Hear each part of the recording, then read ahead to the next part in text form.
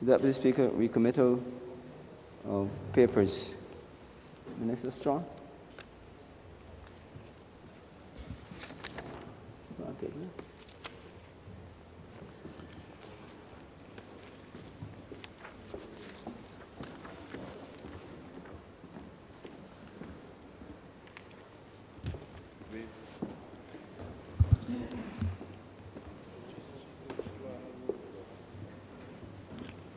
Honourable Member for Christchurch East Central.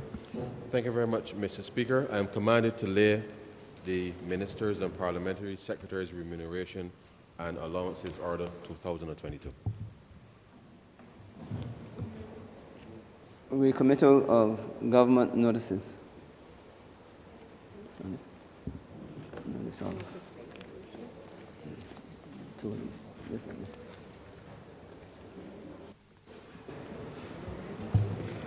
Honourable Leader of Government Business. Thank you, Mr. Deputy Speaker. I beg to give notice of a resolution to grant the sum of $45,536,691 from the Consolidated Fund and to place it at the disposal of the government to supplement the estimates 2021-22 as shown in supplementary estimates number 9, 2021-22. With it.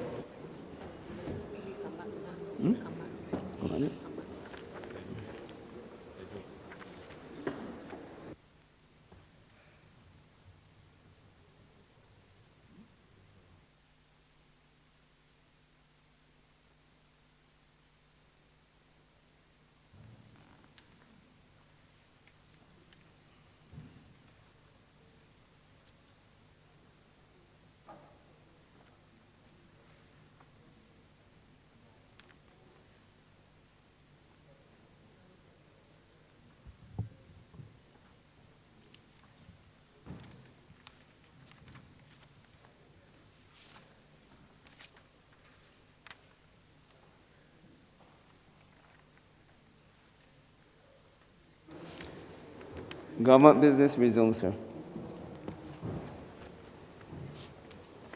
Order number 5, in the name of the Honourable Leader of the House, to move that the House resolve itself into Standing Finance Committee to consider the grant of sums of money for the service of this island.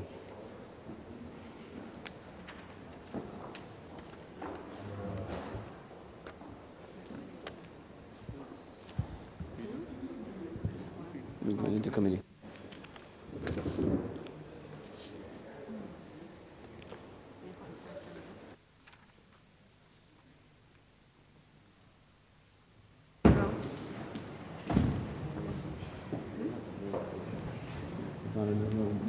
Right. Just want to make sure to really work. Yes. Thank you. Beg to move that you do not leave House resolve itself into Standing Finance Committee. Beg to second that, sir. My issue. The question is that I do not leave the chair and the House resolve itself in Standard Finance Committee. All those honourable members in favour, please say aye. All against, please say no. I think the ayes have it.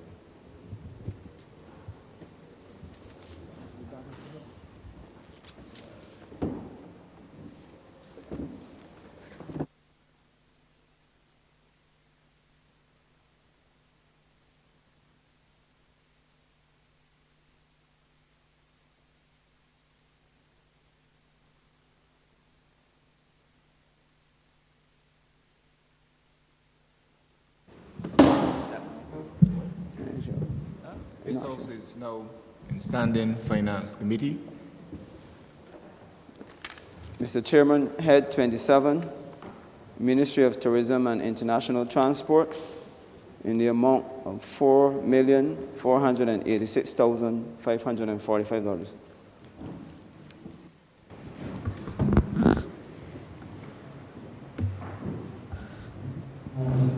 The Honourable Member for Christchurch East Central. Thank you very much, Mr. Chairman.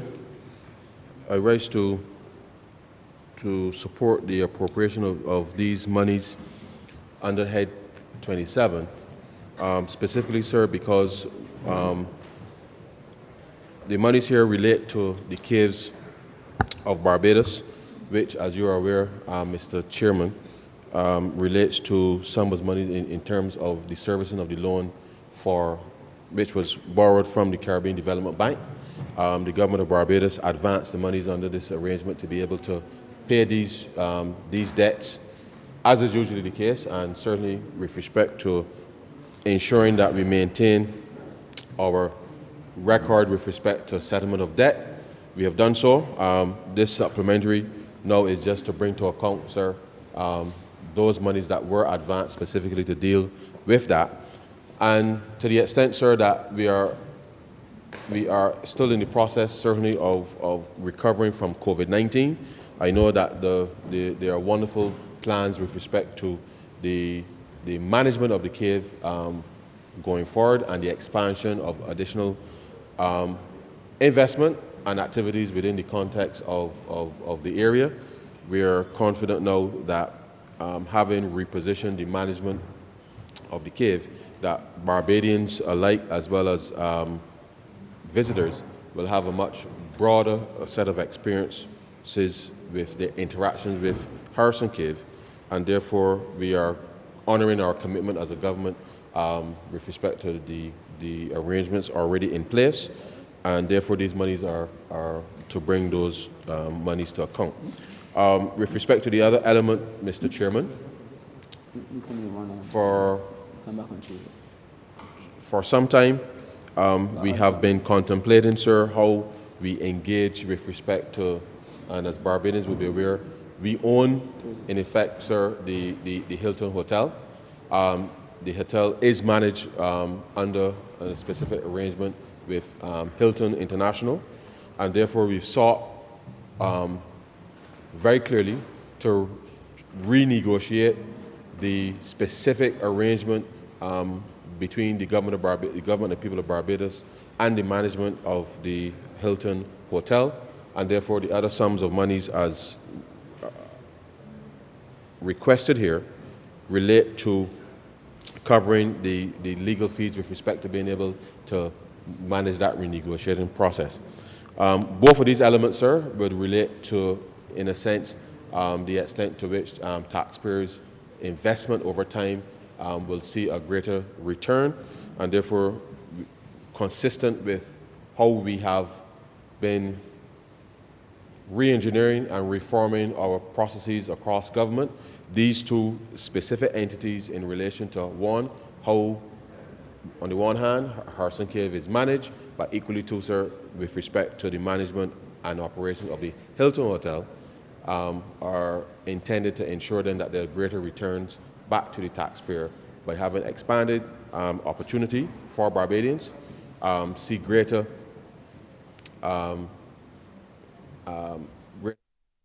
management, if you like, sir, with respect to how these resources are managed, so that over the course of time that we will see a greater return on our investment with respect to the management of these entities. So with those very few words, sir, I beg to move that head 27 stand part. Second that, sir. The question is, Yeah, you can speak on this. Huh?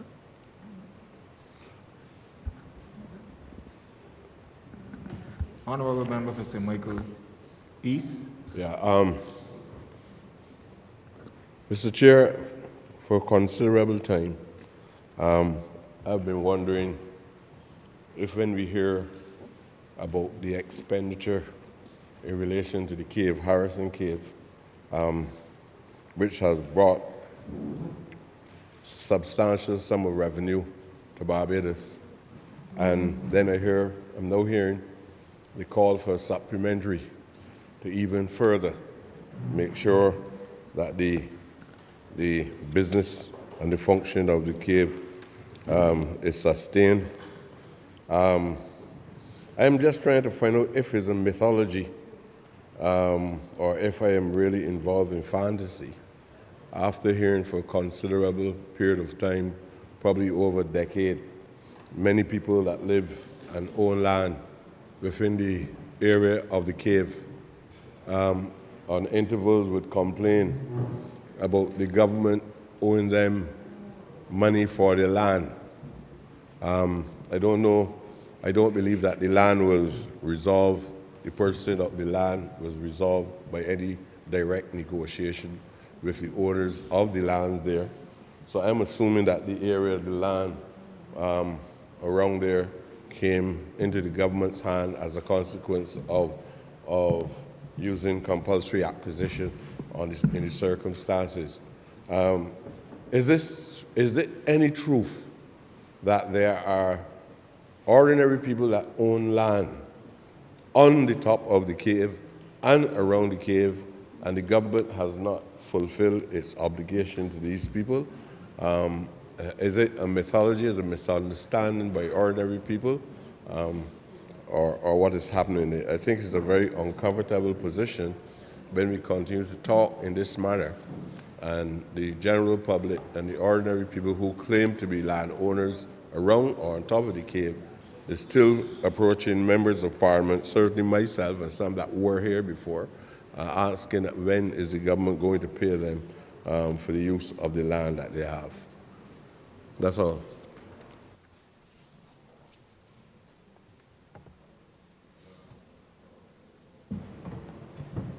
Thank you very much, Mr. Chair. I give the honourable member some assurance that I will follow up on his question, but suffice it to say, Mr. Chair, that the government certainly in entering into the arrangement with the new operator of the cave, Chaka Caribbean, that I know there were extensive consultations with respect to engaging the wider community in the build-out of the investment and opportunities within there, and therefore I undertake to respond to the honourable member at the appropriate time with his queries. Specifically though, just to be clear, this specific loan came into being in 2007, Mr. Chair. The agreement was signed on February 14th, Valentine's Day, actually 2007, Mr. Chair, and therefore this is part of the government's guarantee with respect to the process of the Caves of Barbados resolving that debt from the Caribbean Development Bank. And so, Mr. Chair, if those favors beg to move to Head 27 stand part. The question is that Head 27 stand part. All honourable members in favour, please say aye. Honourable members against, please say nay. Methinks the ayes have it. Mr. Chairman, Head 30, Attorney General, in the amount of $10,202,750. Honourable member for St. Joseph. Mr. Chairman, the supplementary request for the Office of the Attorney General is multifaceted. I promise not to take you on too much of an excursion this morning. We have requested, and the largest single amount is a sum of $4,609,888.92 that is requested to pay salaries, allowances, and so on.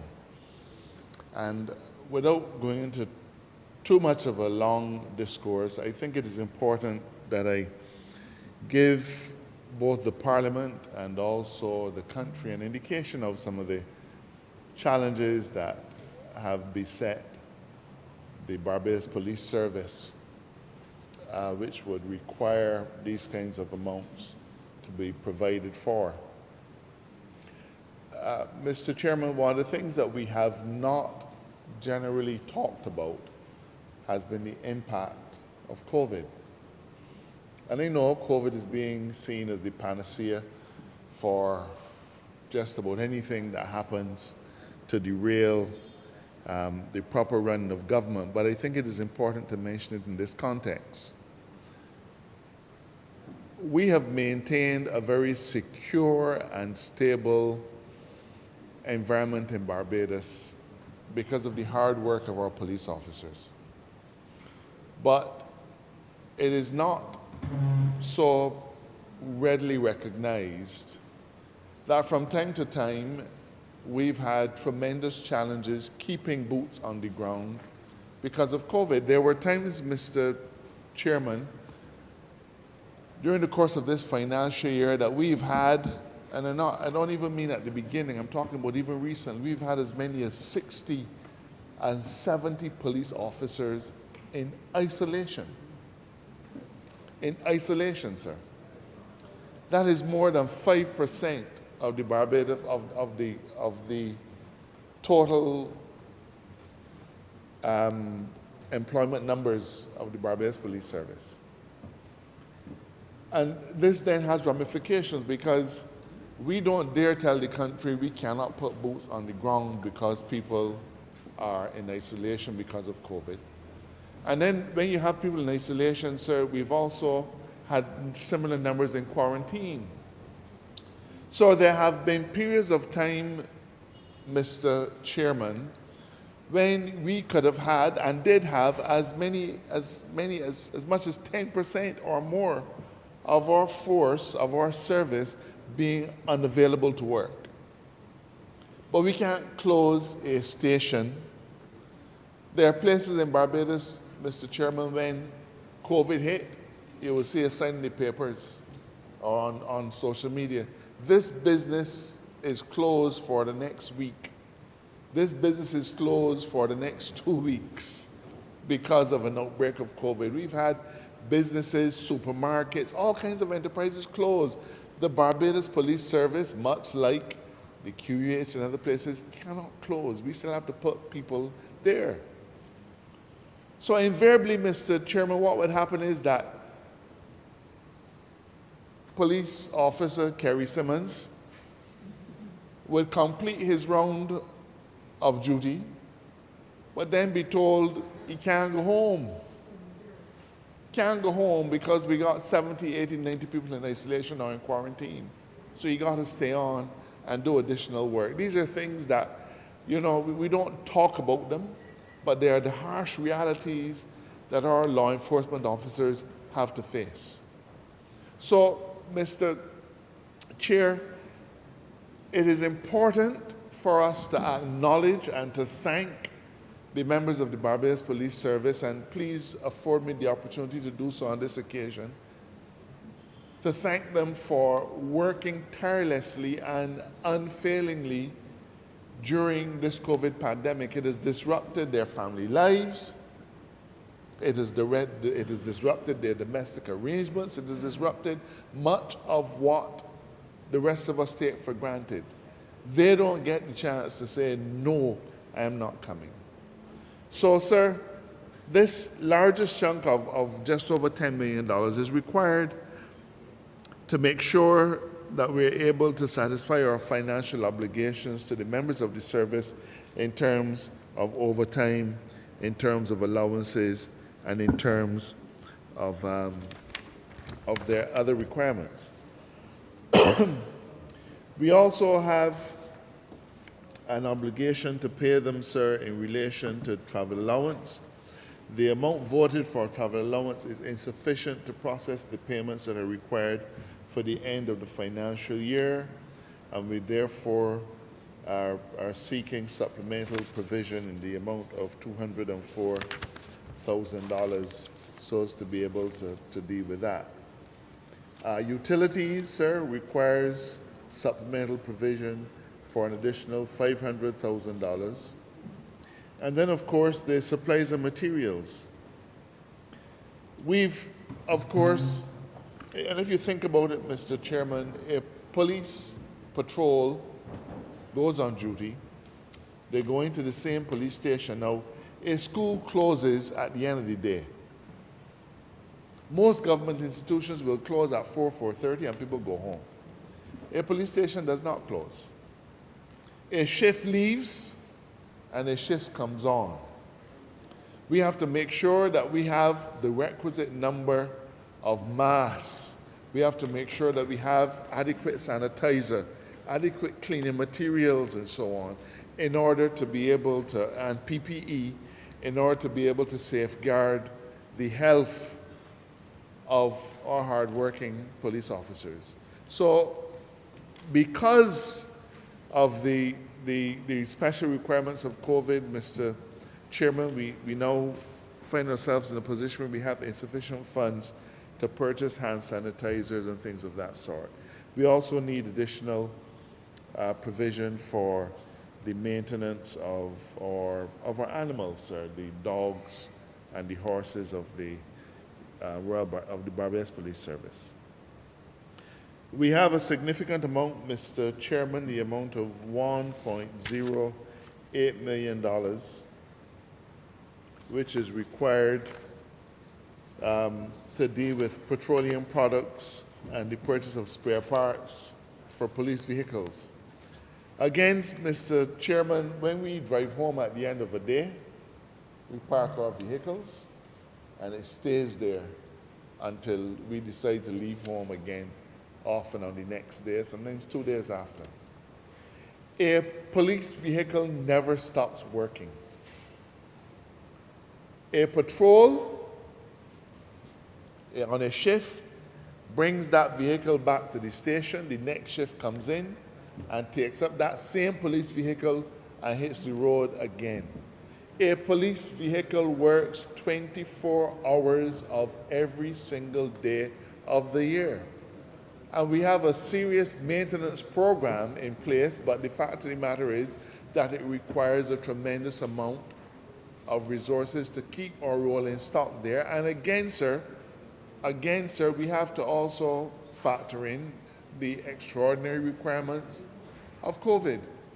Because rather than just policing for the normal purposes of law and order, our police officers, our police service has had to be there to supplement the hard work of the COVID unit, and therefore we require a rather large amount of money to be able to make provision for the purchase of petroleum products and spare parts. And that has nothing to do with the increases from time to time of gasoline and things of that sort. So therefore, Mr. Speaker, Mr. Chairman, it is a significant amount of money that we're asking for by way of supplementary, but none of it, sir, is to be taken as any reflection on any poor management on the part of the service. We have managed every cent carefully. Every cent carefully. But the fact is that circumstances have prevailed which have required us to force officers to work extra duties and things of that sort, and therefore we must now ensure that there are reasonable requests in terms of money for remuneration is available to them. And with those words, sir, I beg to move that the supplementary provision requested under Head 30 stand part. The question is that Head 30 stand part. All honourable members in favour, please say aye. Honourable members against, please say nay. Methinks the ayes have it. Head 31, sir. Ministry of Innovation, Science and Smart Technology in the amount of $2,567,583.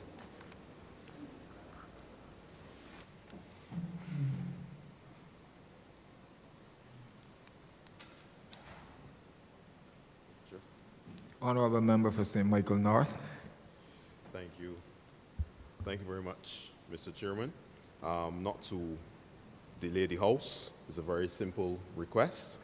Under Head 31, we are seeking the amount of $2,567,583. This is, sir, to assist us with the renewal of licenses, specifically as it relates to our national digital, pardon me? My mic is be green light is on. Yeah. Thank you. The amount being requested, sir, relates specifically to the renewal of some licenses for software and application services related to our national digital ID.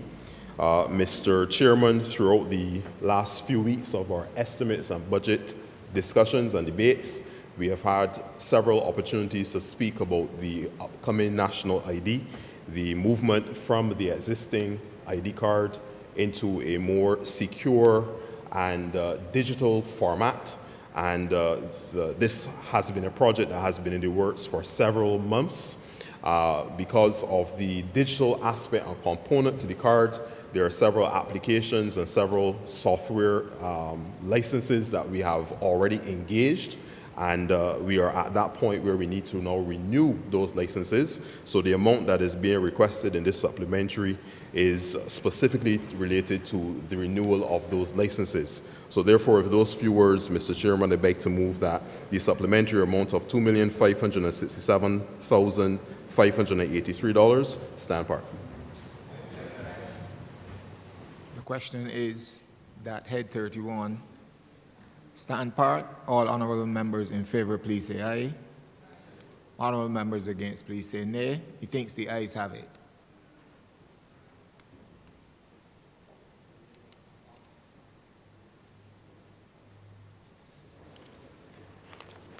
Head 39, Ministry of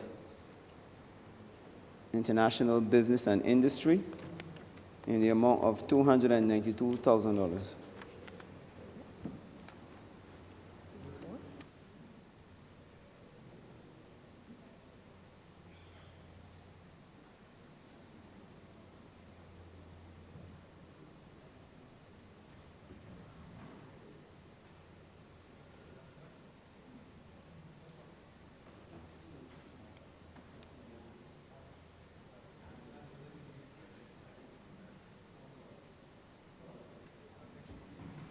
Honorable member for St. James Central. I beg your pardon, Mr. Chairman. This is a relatively simple matter about which I need not delay the House. The request here is that the sum of $292,000 should be approved under this head. It is for the costs associated with additional posts of analysts, the regrading and reclassification of senior analyst to senior compliance officer, and acting allowances which are due as a result of the creation of a Global Business Review Task Force. Might I just say, for the benefit of lending a little bit of clarity to all of that, sir, is that this arises as a result of certain steps that have to be taken by the Division of International Business with regard to making sure that Barbados continues to meet its exchange of information for tax purposes requirements, and to do those things that we need to do with regard to the further requirements with regard to notice of beneficial ownership of the interest of companies registered to function in this country. By extension, we have, as part of that Global Business Review Task Force body of work, created a compliance unit within the Division of International Business. That is putting us in a position where, in fact, as early as Monday morning, the representatives of the OECD will be here in Barbados to spend the better part of next week on the ground doing an assessment of the state of play with regard to a number of the critical agencies, the functioning of the BRA, the functioning of the anti-money laundering unit, the functioning, sir, of the financial services body, and the international business unit, which of course has oversight for the corporate trust and service providers and all of the work that they must do to make sure that they are keeping this country's professionals, whether it be the attorneys, the accountants, etc., up to speed with regard to their requirements and making sure that those requirements are in fact being met. So that, sir, this is, as I said, a very simple matter. It is just to put that small sum of money at the disposal of the ministry so as to facilitate the reclassification of the senior analyst and the senior compliance officer, and to allow for the acting allowances to be paid for those people who have been working very hard. I am obliged to you, sir. I would wish to move that this head stand part. The question is that head 39 stand part. All honorable members in favor, please say aye. Honorable members against, please say nay. He thinks the ayes have it. Head 81, Ministry of Transport, Works and Water Resources, in the amount of $7 million. Thank you, Mr. Deputy, Mr. Chairman. Honourable Member for St. Michael, Southeast. Thank you. In moving this head, the sum of $7 million is requested under Head 81 for the Ministry of Transport Works and Water Resources. The first provision relates to the provision of traffic and street lighting, which I know, Mr. Chairman, is of concern for almost all members across constituencies, and I believe all Barbadians. I'm constantly being requested to provide lighting in areas that are not adequately lit. We are working feverishly to try to address those issues, but there have been some outstanding balances owed to the Barbados Light and Power, which we've been trying to resolve.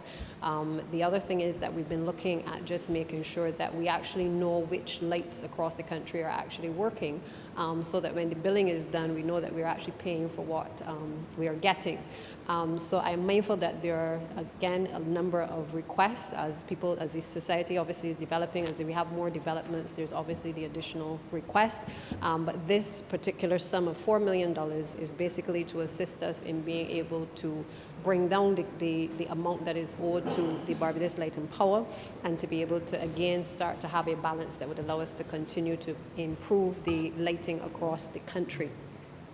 In relation to the other head, which relates to the Transport Board, I think it's fair to say that throughout the COVID-19 pandemic, we would have seen, as a result of the various restrictions, a number of the operators in terms of Transport Board being unable to reach full capacity. We have obviously finally been able to get back to that capacity, but it has not been without challenges for the board in relation to collecting revenue, because reduced ridership obviously has a direct impact in relation to being able to collect the revenue that is required. This particular amount, and I know that there are some concerns out there regarding the non-payments or the late payments at this point in terms of the salaries and wages for our workers, and this amount is intended to be able to help us to cover the salaries and operating expenditure for the board up to the end of the financial year. So the sum of $3 million is required to cover those costs.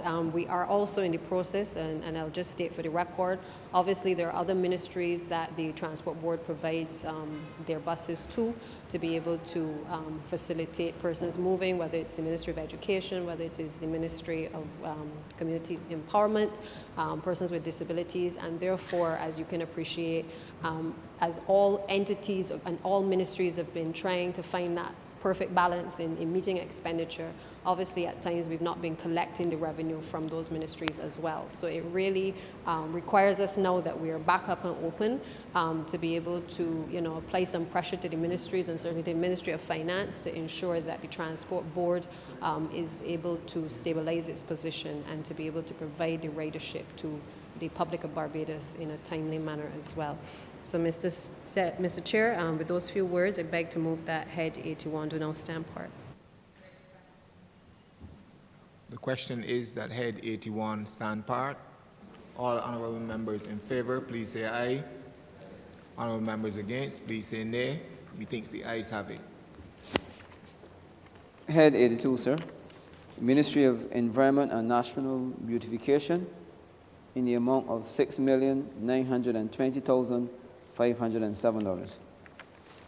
Honourable member for Christchurch West Central. Thanks, Mr. Chair, sir. I don't have to over-elaborate today, but just to say the evidence is there for everyone in Barbados to see that we are finally becoming the beautiful state that we ought to be. So the money being asked for is to ensure that the salaries at the NCC, those salaries that would pay those workers who work assiduously to beautify and to clean and green this country, that they have a salary so that they can be able to take care of themselves and their families, and to pay as well some gratuities that we would have owed some of those workers as well. And the other set of monies, Mr. Chair, is support the efforts of those who are working to build the Concept Bay facility, a facility that will have a revetment that ensures that the abuse that we are having from the waves in a natural way, that we can protect the shoreline.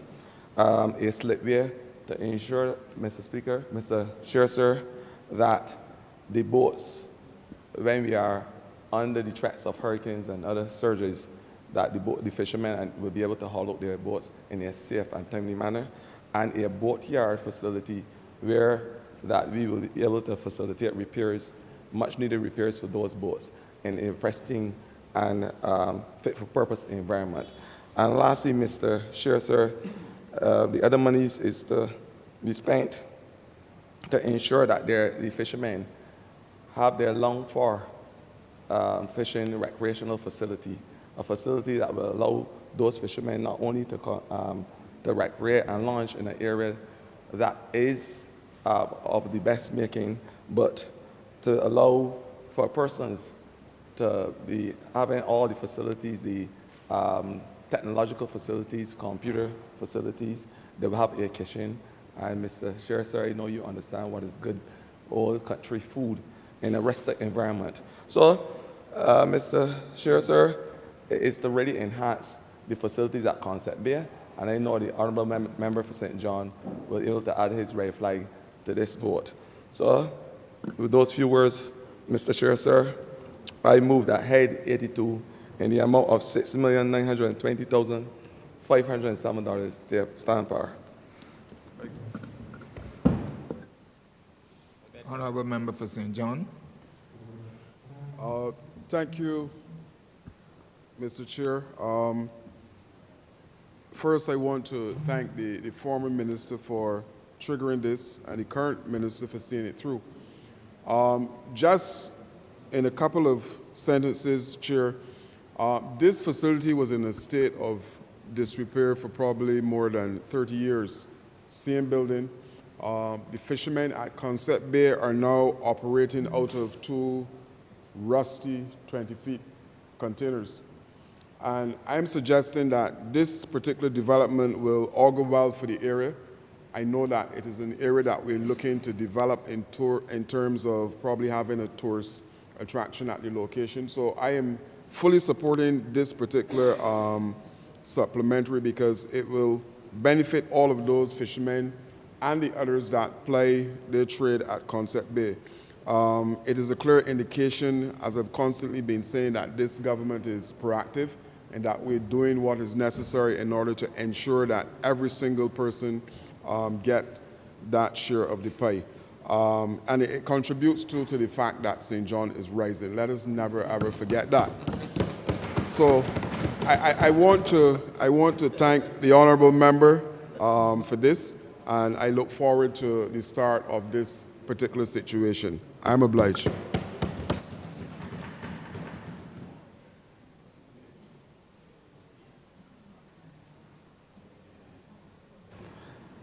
Thanks, Honourable Member for St. John.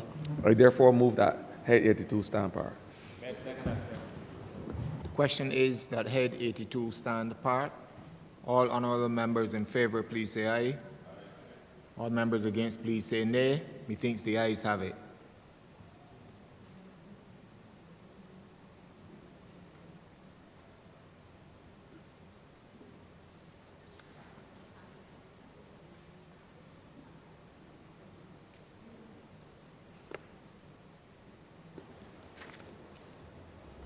Honourable Member for St.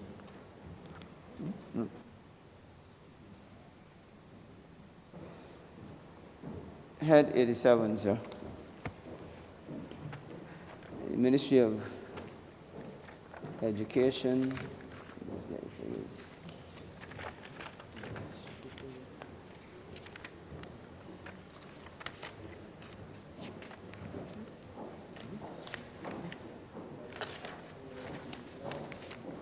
Ministry of Education, Technological and Vocational Training in the amount of $8,567,306.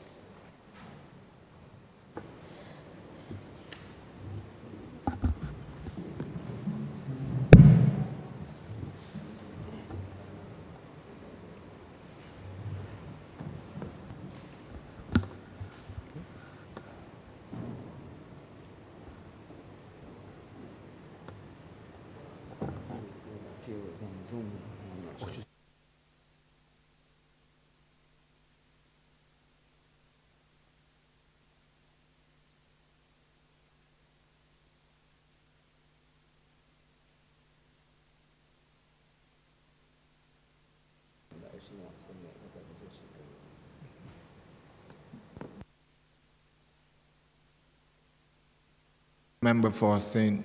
Philip West, you wish to join us on Zoom, you may so now make your presentation.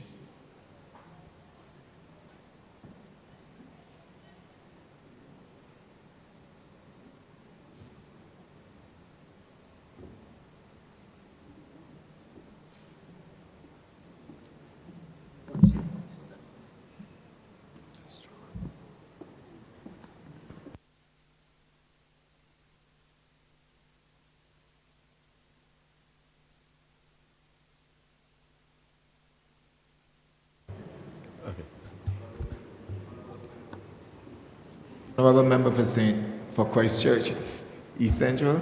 Thank you very much, Mr. Chairman. I will try my best to I'll try my best to substitute for the honourable member for St. Philip West.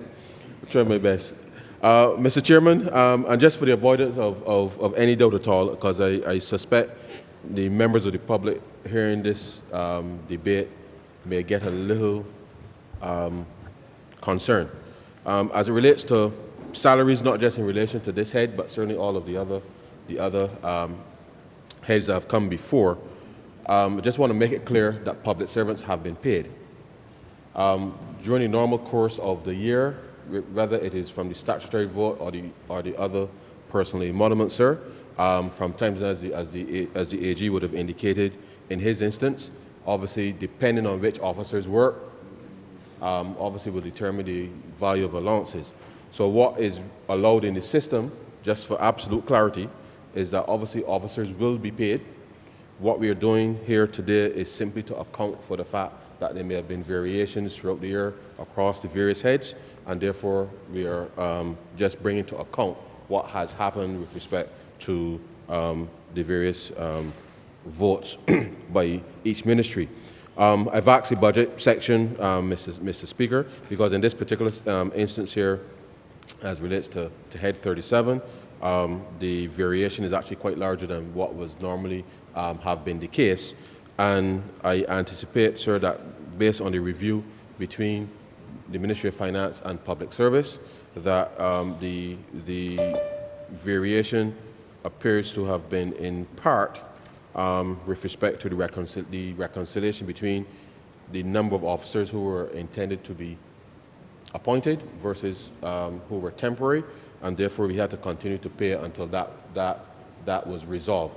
So I just want the public to be aware that what we are voting here actually is not related, and I accept that we still have some issues to resolve, Mr. Chairman, in terms of when authorities expire and those types of internal administrative matters for ministries, and therefore we are provisioning here for what has already been paid to officers, and in this case it will be teachers under the Ministry of Education, but we have given a commitment that we will review the internal processes with respect to those officers who are temporary and where the authorities are not updated as efficiently as we can, as efficient as they should be, and therefore over the course of the next fiscal year we hope to have an intervention in place that will not see the kind of anxiety and uncertainty with respect to those officers that come into the service new, so to speak, and continue to experience some of those issues. And of course, sir, it speaks as well to and naturally, once you make those allowances, with respect to national insurance contributions are equally paid on time as well, and therefore we are just bringing into account what has already transpired during the course of the year. But I hope that by the end of April, we shall have all of these matters resolved between Public Service and the Ministry and the Treasury and the Ministry of Finance to make sure then that we can reconcile these matters as urgently as possible. So with those very, very few words, sir, I beg to move the Head 87, Stand Part. I beg to second that, sir. Honourable member for St. Michael's South Central. Thank you, Mr. Chair. I hear the explanation of the Honourable Member for Christchurch East Central with respect to this, the sums requested under this head for the Ministry of Education. I am not clear, though, from the presentation whether the reference to the recently created posts of janitor and general worker in the primary schools, I gather, whether that the explanation that was offered also accounts for the explanation that is given here. In other words, the presentation that makes reference to bringing to account retroactive salaries or bringing to account in a retroactive fashion this payment of salaries, whether this funding for recently created janitor and general worker posts explains that, or whether there have in fact been recently created janitor and general worker posts under the nursery and primary sub-program in the Ministry of Education. So I wasn't clear on that. And the reason I raise it is that in 2008, 2009, the government of Barbados went through a process where we regrettably saw the separation from work of certain categories, people who worked in certain categories. So the question that I have is whether these are newly created posts, because some of those people who are separated from their work would have fit under these categories of work, or whether this is just really an exercise of making good certain things that were not properly done, as sometimes happens. So that's the question that I have. But the more substantive issue that I want to raise has to do with the prioritization of roles within this nursery and primary sub-program. This is a sum of over $8.5 million that is going to retroactive pay for watchmen for minimum wage, as it says here, which absolutely should be done, but also makes reference to these janitor and general worker posts. I don't know if it is a situation that because children are back in schools and because we still have to be very watchful with respect to COVID, whether these positions are now required. I would love to have an explanation on that. But the greater point really has to do with nursery and the capacity of the education system to accommodate children in nursery schools. It is a perennial problem. And I am reflecting the concern that has been shared with me by many of my constituents as recently as this morning, that some of their efforts to get their children into nursery schools do not bear fruit, in part because there are not enough places, there are long waiting lists, and so on. So it begs the question about the prioritization of these resources and whether there is not scope or should not be scope to look at the issue of capacity at the nursery school level. Now, the government of Barbados said in the last term, and we said as well in the 2018 manifesto, that this is not something that a government can do alone, and that is granted. But there was meant to be an effort to collaborate with the private sector to expand the availability of nursery places, especially for those who live in and around urban St. Michael. Part of that effort was supposed to have seen collaboration with the private sector, in particular in areas where we tend to see women's labor concentrated. What used to be, and we used to have much more representation of these kinds of enterprises, call centers and so on. And the idea at the time was to collaborate with the Ministry of Industry and to make sure that there was availability of daycare, day nurseries, and so on for people to be able to return to work. This is not simply a question of having spaces, early childhood education spaces for infants to be able to start their education properly. But it's also a question of women's capacity or the primary caregiver's capacity to go back to work or to find work. And I believe that all members are aware that one of the constraints, in particular to women being able to work, is whether they can find adequate daycare facilities.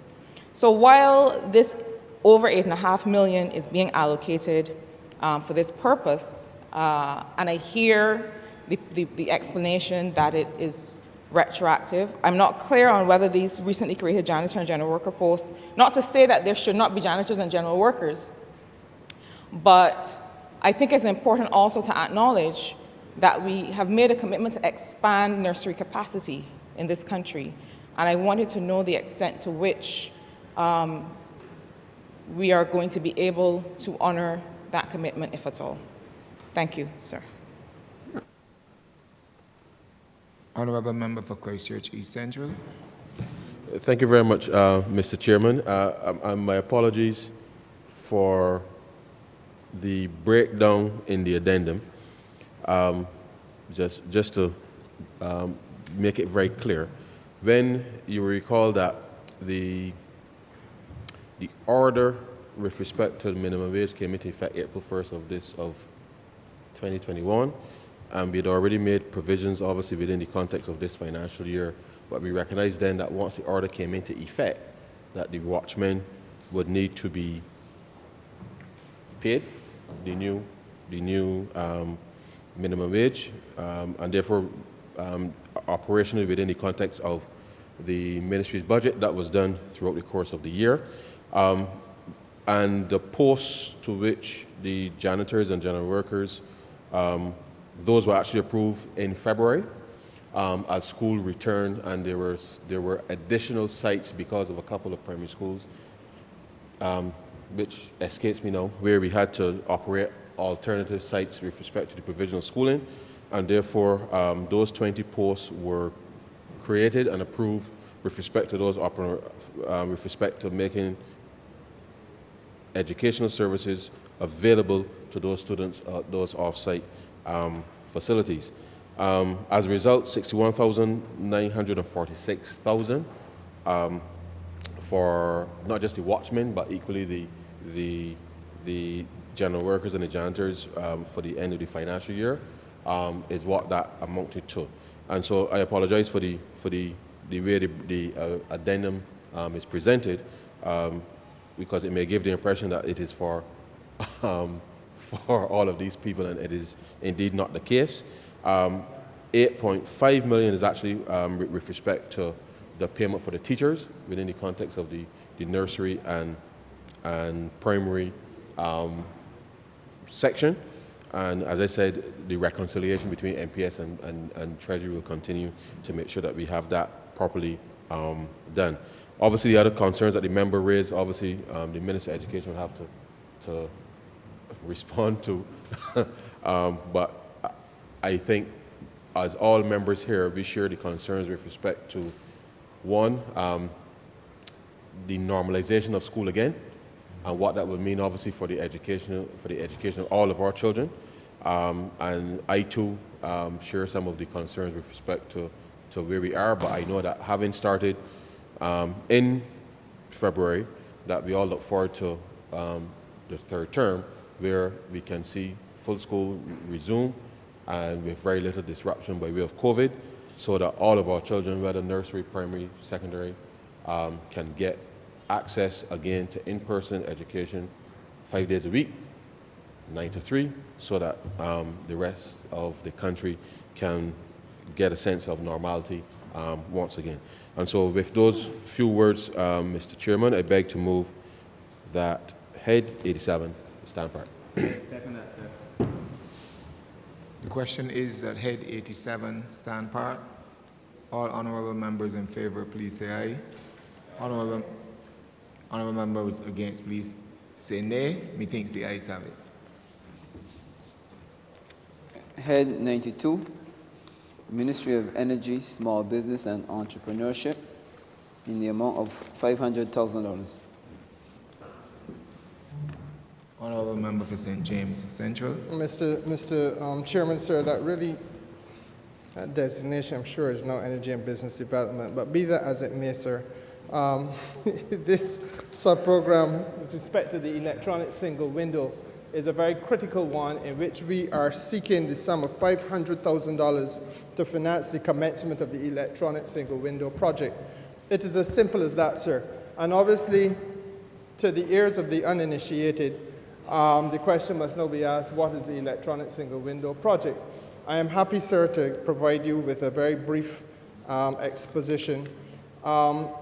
Sir, the reality in Barbados up until this point has been that if you are trying to do a cross-border transaction, say, for example, you're importing something into the country, you very often, sir, as a business person, have to move from one department of government to another physically in order to get the permissions and follow the regulatory requirements from department to department to department. In some cases, sir, that may involve in any given transaction as many as 7 or 8 stops, and you're going from place to place during the course of a business day. It means that the entrepreneur or the person representing the entrepreneurial endeavor spends precious time back and forward through traffic, spends precious money in order to be able to complete the transaction at the regulatory level. We, sir, are trying to now come to a point where importation and indeed exportation from this country is substantially simplified, allowing the business people in Barbados, sir, for the first time in the history of this country, to have a facility whereby they go online and they are able to meet all of the regulatory requirements in one place, in an interactive space online, so that they are able, at the touch of the mouse, to complete those regulatory requirements and either import into the country those things that need to be imported in pursuance of their business endeavor, or export from the country those things that we need to be exported so as to earn the foreign exchange that the country must have.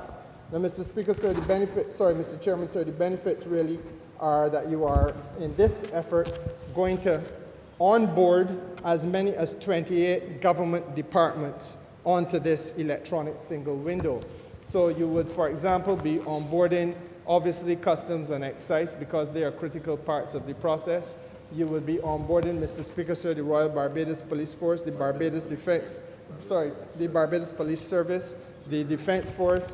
I'm not going to try to rattle off all of them, Mr. Speaker, sir, Mr. Chairman, sir, but if you think about it, for example, in any part of the exercise, invariably the Ministry of Agriculture, through a number of its departments, plays a critical role, whether it be for sanitary and phytosanitary purposes, so as to ensure that we don't import pests and that type of thing into the country. Equally, Mr. Chairman, the Plant and Quarantine Department plays a very important role. The ministry or the division within the Ministry of Energy and Business Development, that division called the Division of Commerce, or the Department of Commerce rather, plays a very important regulatory role, and we can go on and on. As I said, there are about 28 government agencies that will be onboarded during the course of the next couple of years, so as to make sure that this one-stop shop will be an environment within which business people can seamlessly interface with government, meet the regulations that the state must maintain for the safety of the country and the well-being of its people, but at the same time substantially accelerate the pace at which we do business.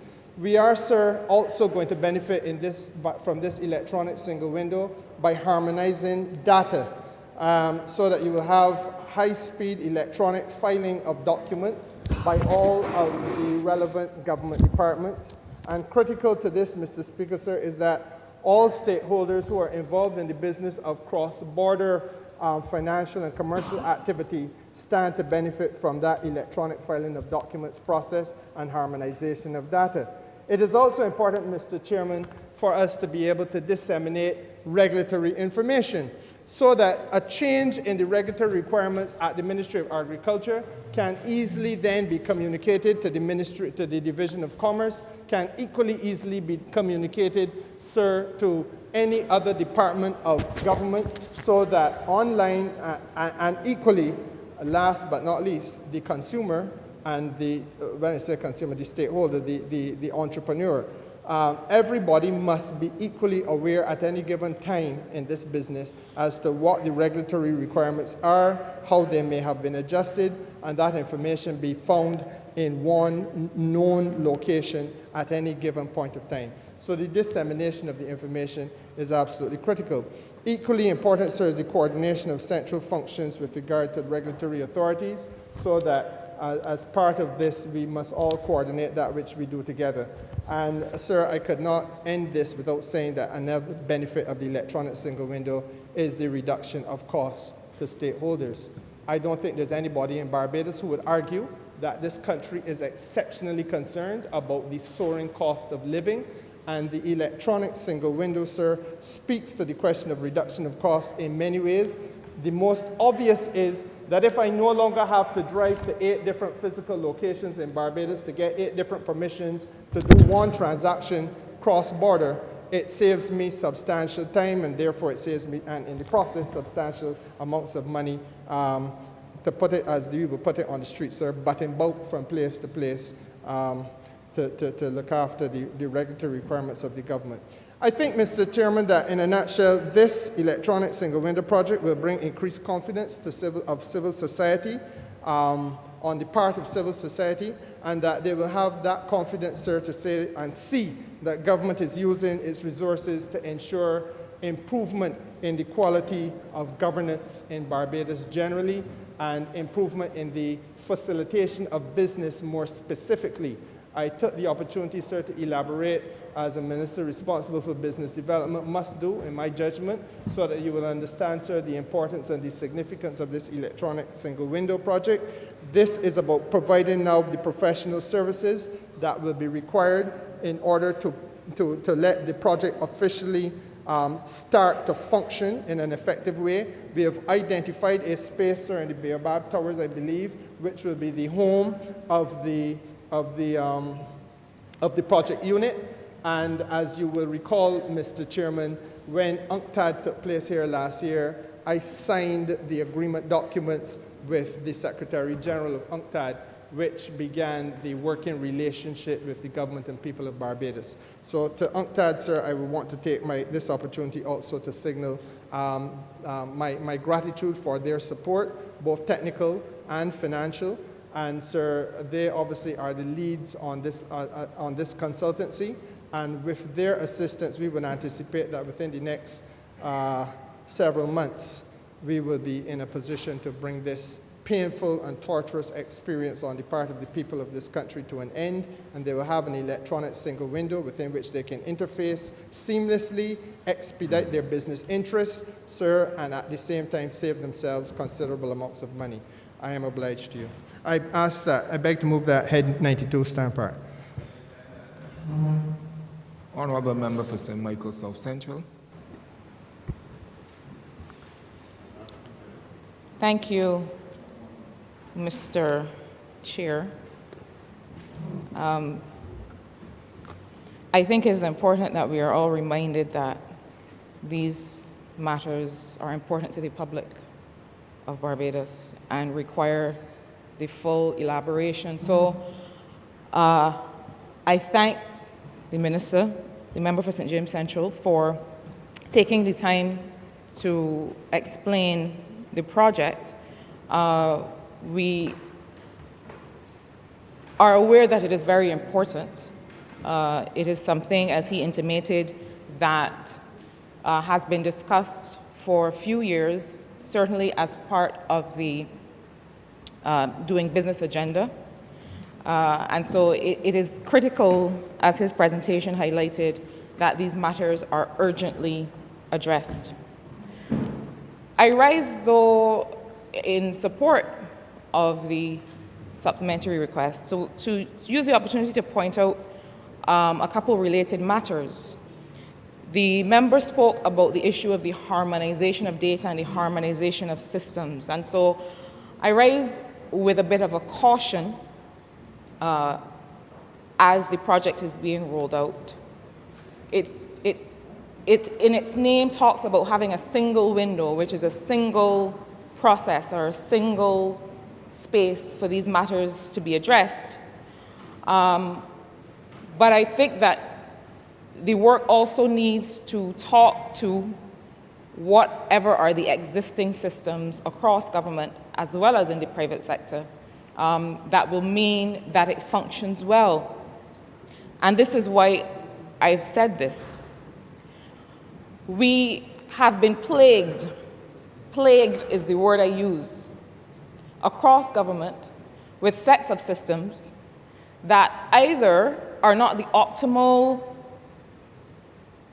use, the optimal software, the optimal program for what we're doing, or we decide that we are going to find someone far away, and the nature of the contract is that in order for us to do anything with the program, we have to fly them in at whatever cost to the people of Barbados.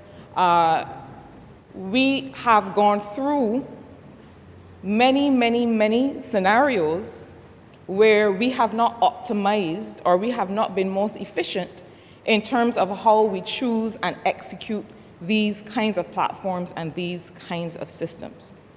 I have every confidence that under the members' stewardship, that will not happen in this case.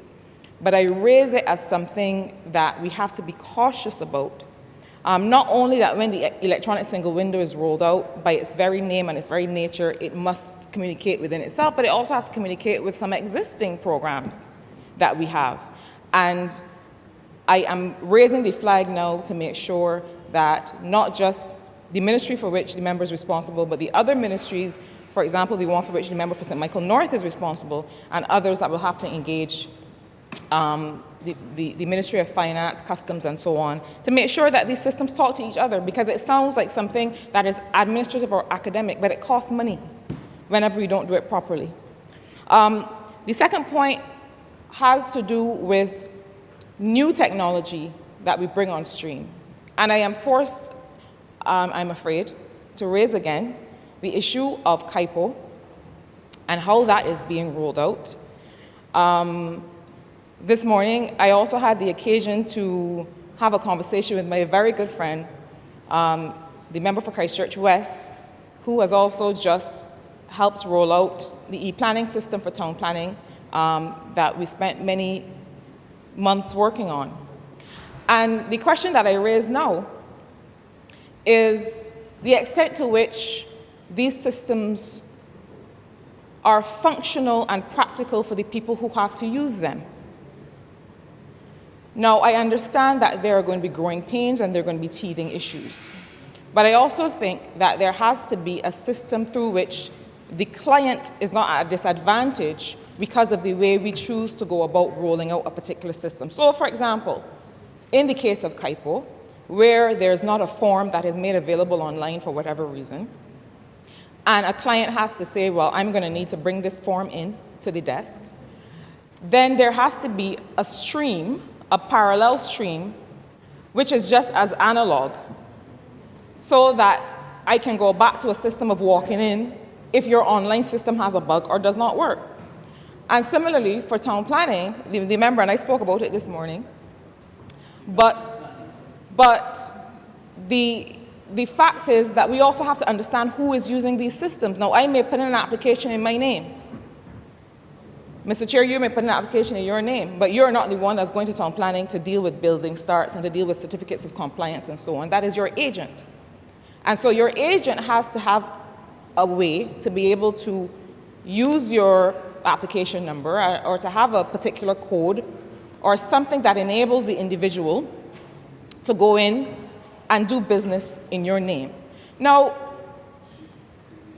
it requires that we understand the step-by-step process that is involved in doing business in these particular scenarios, and that we use it to create whatever it is that we need to create. But to go back to a very basic turn of phrase, time is money. And so every time we have to pause or come offline or bring new functionality, that is a cost, not just to the government of Barbados and therefore to the people of Barbados, but also to the clients who are waiting on us to be able to do their business. My final reflection on this, sir, has to do with another point raised by the member, which is the dissemination of data. Now, over the last few days, I have been doing some work that has called for the use of very large data sets from other countries. And I have gone onto a platform and clicked a button and downloaded those data sets and have been using them to do some analysis that hopefully is going to make people's lives easier in another part of the world. If I want to do that in Barbados, well, I don't think I can. There are sets of data, for example, information on trade, capital flows of goods and services across borders. There's information that is critical for people to be able to do work. But not only that, there's information that, if it is made available, can also in itself create an industry of data mining and data analysis that would see some young people in Barbados have new careers and have jobs and have work to do. And so the issue of what we do with information, regrettably, I'm afraid that we have a culture here where information is mine. I made it, I generated it, I did the survey, I collected it, I'm keeping it, even within the government. So I hope that when the member speaks about the dissemination of data within agencies, but also between the government and other users of data, that this is something that we're able to really see happen, because I don't think, well, I know that this government has nothing to hide. And I think that while we are a small population, and issues of making sure information is anonymous will come up, there are solutions for that. And so I simply use this opportunity to give a few cautions and to highlight a few opportunities that this project might create, but similarly, that any future projects of this nature might wish to consider. I thank you. Honourable Member for St. James South.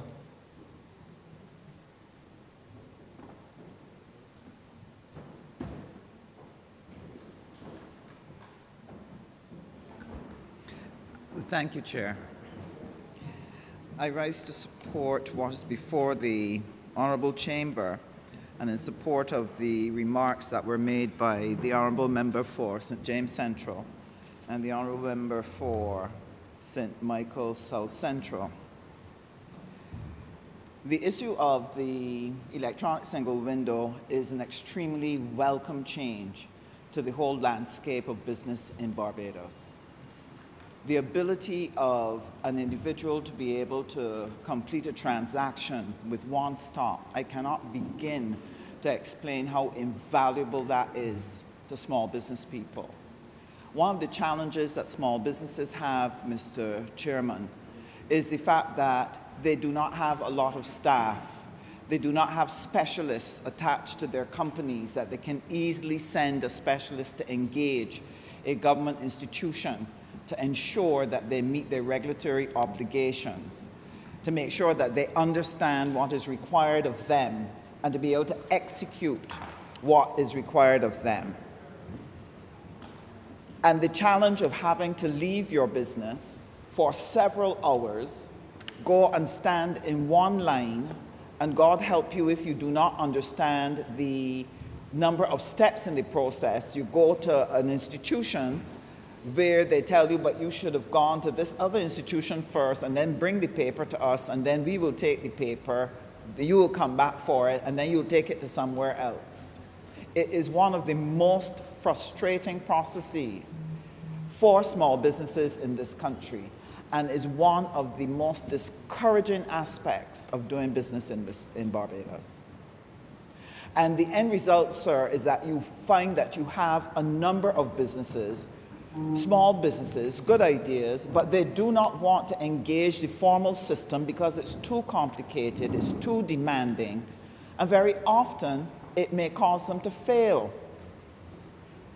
It makes them feel, Mr. Chairman, that the government is against them, that only certain people get through in this country, that only certain people are welcome in the business environment.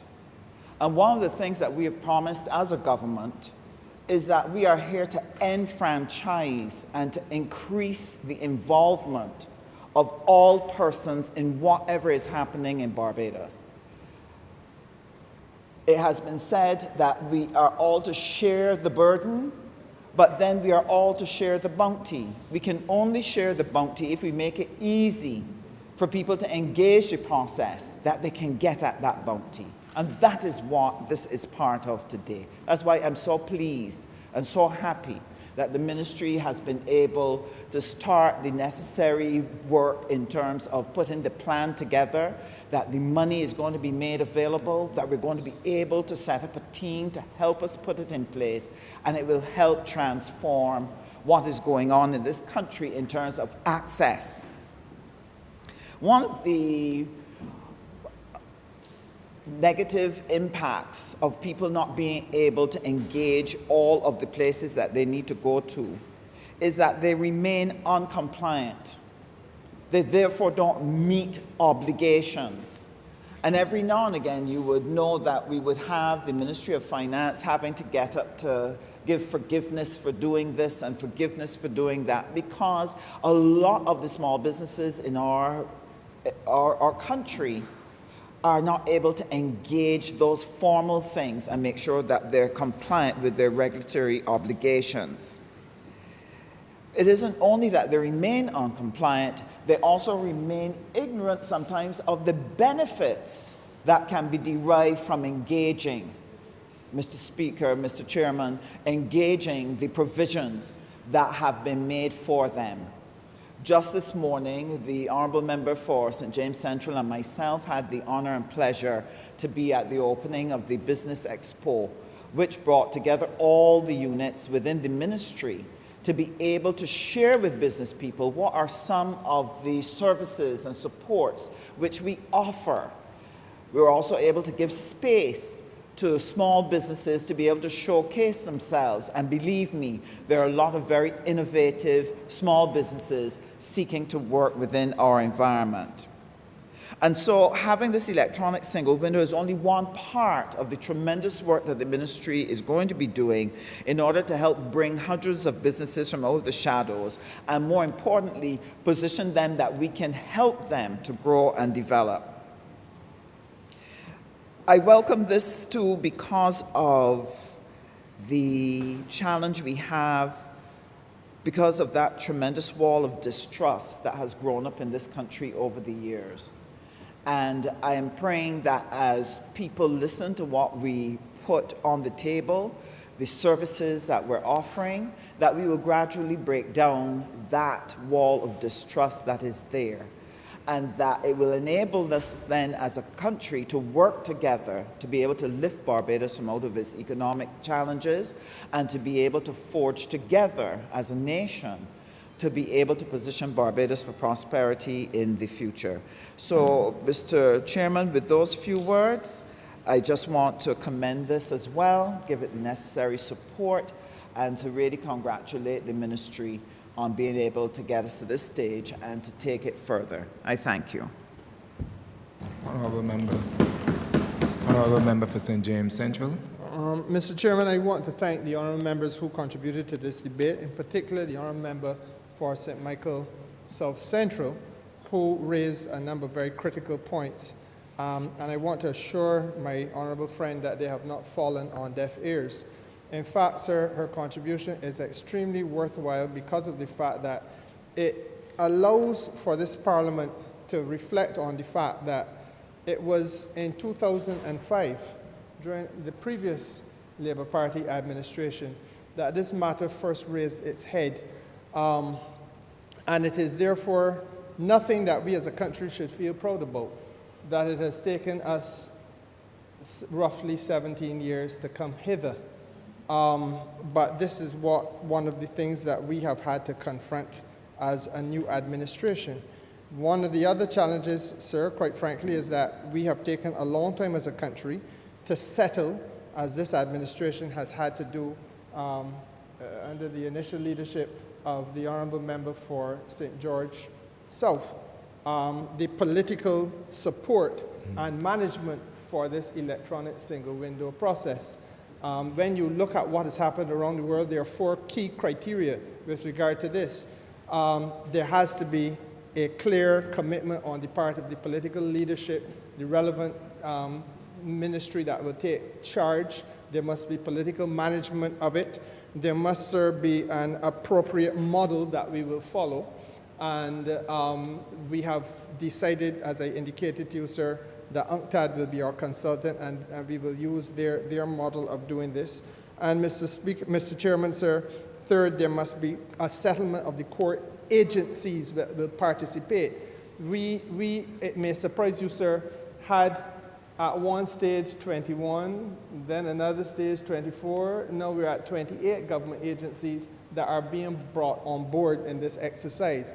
And the reality is, sir, that we want it to be, as the Honourable Member for St. Michael South Central has urged us to do, be as comprehensive as possible in support of the final argument, which is critical to this, and which is where her input is located. That is that we have the appropriate supporting technology.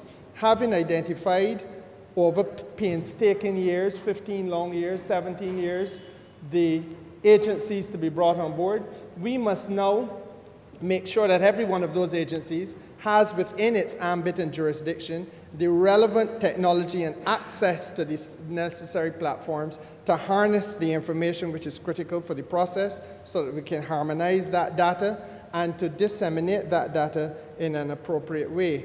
And the critical point that the Honourable Member has made, sir, as I said, cannot be lost on us, because this will fail if we do not get the data collection, the data sharing, and the necessary platforms that each entity must have right. And that is the only way then that a consumer or an investor can have confidence in the process here in Barbados, because they are requiring that, or they're expecting that at each stage, each one of those 28 possible stops, there will be an equality of access to information, an equality of treatment of the information, and an equality of benefit and opportunity for them as a player in the system. If there is ever a time that the saying a chain is as strong as its weakest link is relevant, it is in this exercise. And I therefore am once again indebted to the Honourable Member for St. Michael South Central for her contribution in this regard, sir. And I want to give the House the assurance that as we go forward, we will make sure that we walk hand in hand with all the relevant government departments over the course of the next several months of implementing this process. Not the least of which must be the Ministry of Finance, because several of the departments, sir, will require the necessary funding in order to make sure that they can access the relevant platforms. I am obliged to you, sir.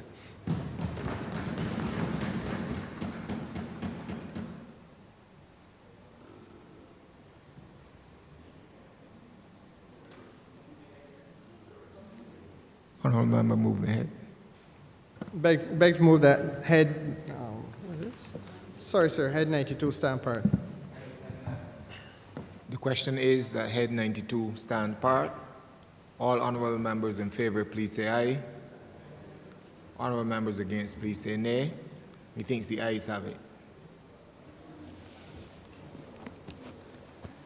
Head 93, sir. Ministry of Housing, Lands and Maintenance in the amount of $5 million. Honourable Member for St. George South, sorry.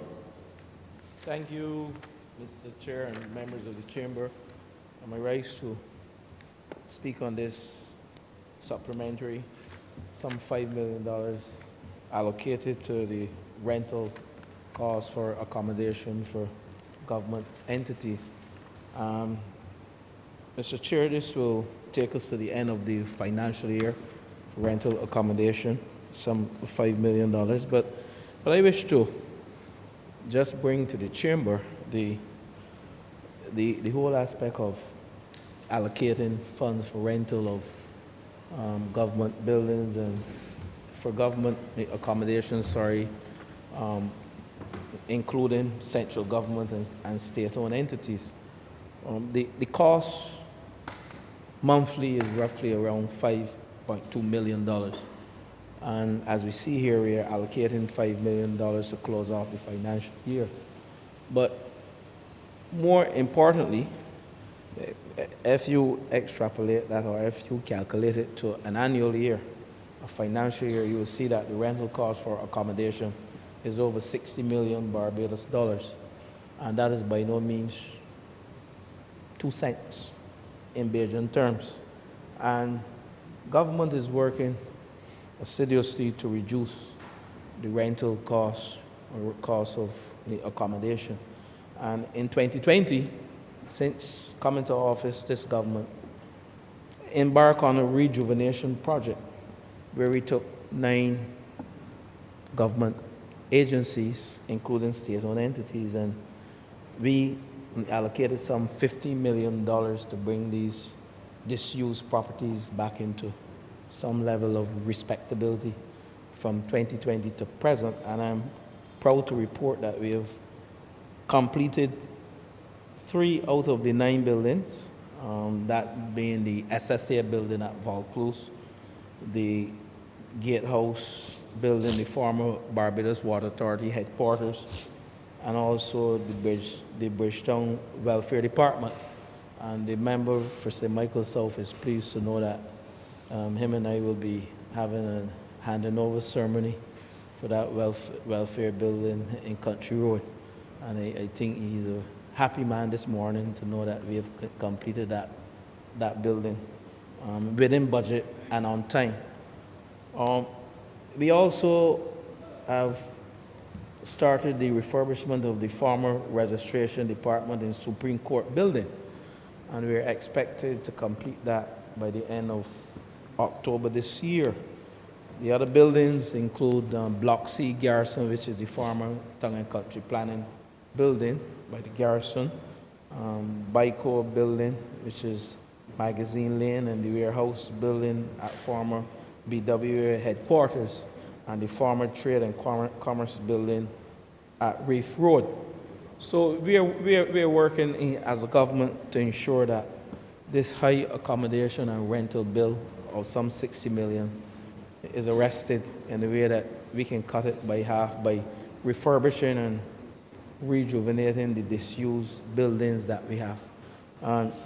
Mr. Chairman, it is by no means easy when we look at $60 million that we believe can be allocated to other projects, the electronic single window to increase trade, small businesses, and we're paying so much money in accommodation for rentals when we can refurbish our buildings, and that is one of the mandates of the Ministry of Housing, Lands and Maintenance, and of course this government, to ensure that the disused buildings and accommodation, former accommodations for government and state-owned entities are brought back to some level of respectability, that we can ensure that monies are put to other use than high rental costs. So with those few words, Mr. Chair, I beg to move that Head 93, the sum of $5 million stand par.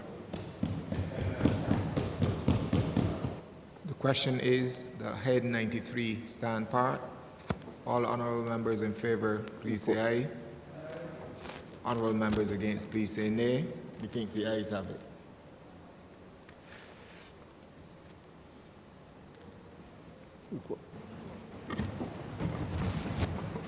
Mr. Chairman, I beg to move that you do not report progress to His Honour the Speaker. The passing of one money resolution in committee. The question is that I do now report progress, the passing of one bill in committee, one resolution in committee. All honourable members in favour, please say aye. Honourable members against, please say nay. Methinks the ayes have it.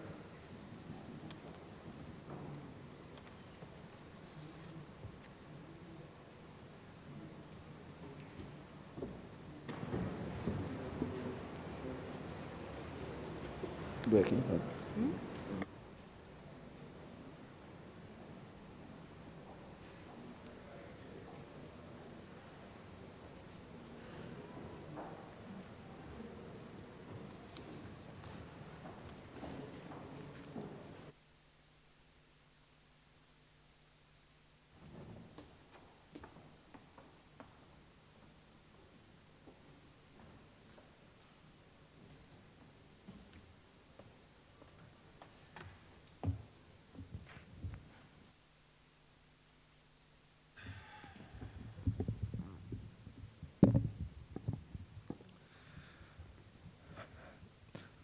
The chairman of committees has reported to me the passing of one bill in committee.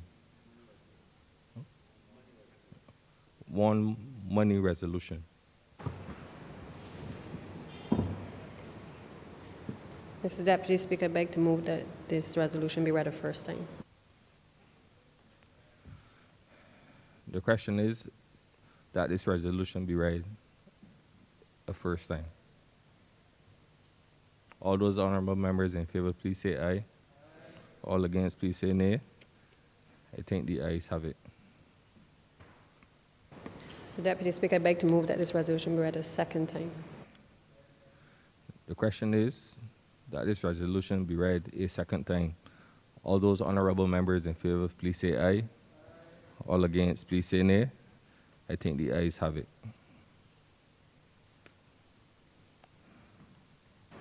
Mr. Deputy Speaker, I beg to move that this resolution be now agreed to. The question is that this resolution be read a third time. All those honorable members in favor, please say aye. All against, please say nay. I think the ayes have it.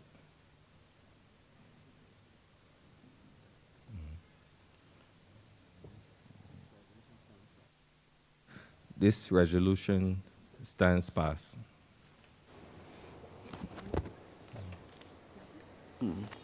Order number 4, sir. In the name of the Honourable Attorney General and Minister of Legal Affairs, to move the passing of a resolution to approve the Ministers and Parliamentary Secretaries' Remuneration and Allowances Order 2022.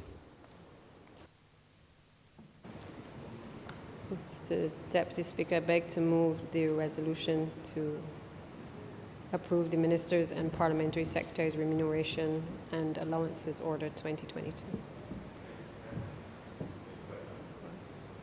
The notice wasn't given? Notice was.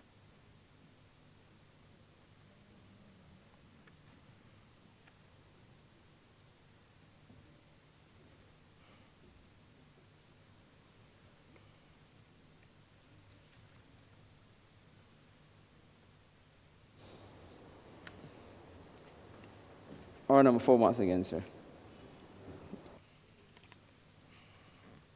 In the name of the Honourable Leader of the House, to move the passing of a resolution to approve the Ministers and Parliamentary Secretaries' Remuneration and Allowances Order 2022. Thank you, Mr. Deputy Chair.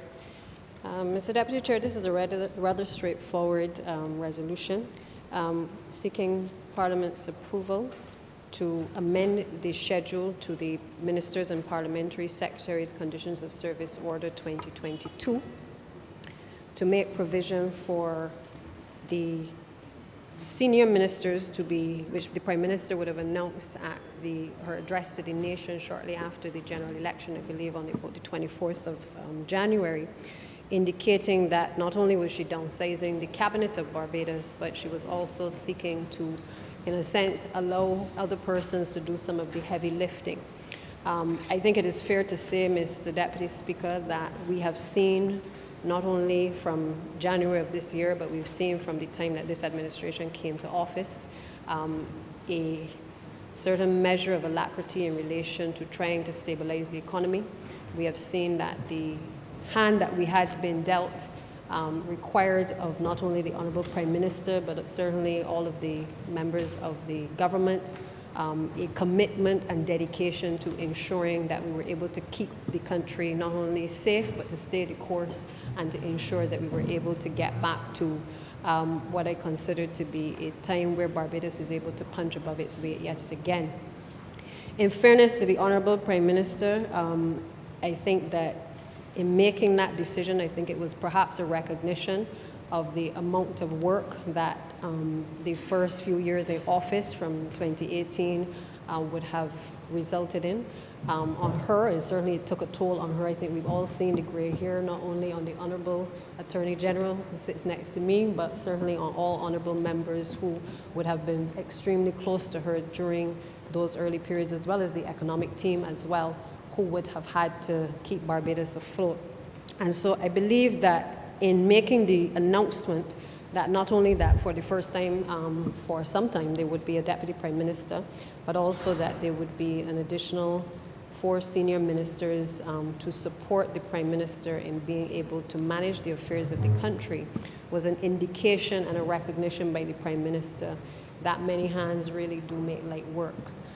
Even as we speak, Mr. Deputy Chair, the Honourable Prime Minister is not on island. She is actually in Dubai. I just had a quick chat with her, reporting significant progress and excitement, certainly in relation to a number of meetings being held there. Again, looking and seeking investment for this country, because we cannot obviously behave as though we operate within a vacuum, but we must ensure that while we try to hold strain in these markets, that we have a responsibility as well to open up the markets both in the region but also internationally as well. And so the Honourable Prime Minister, in making the announcement for the senior ministers, indicated that the following ministers would be elevated to the position of senior minister.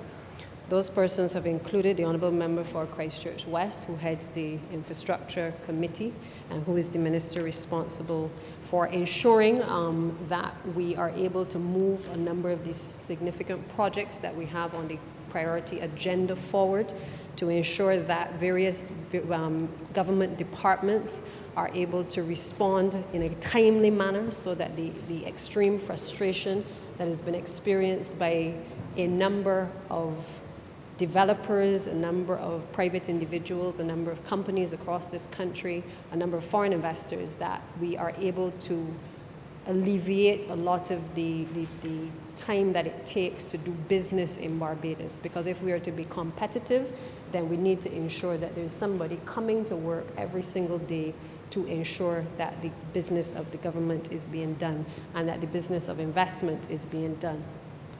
The other appointment, Mr. Deputy Chair, has been the appointment of the Honourable Attorney General, who is also the Senior Minister coordinating government policy.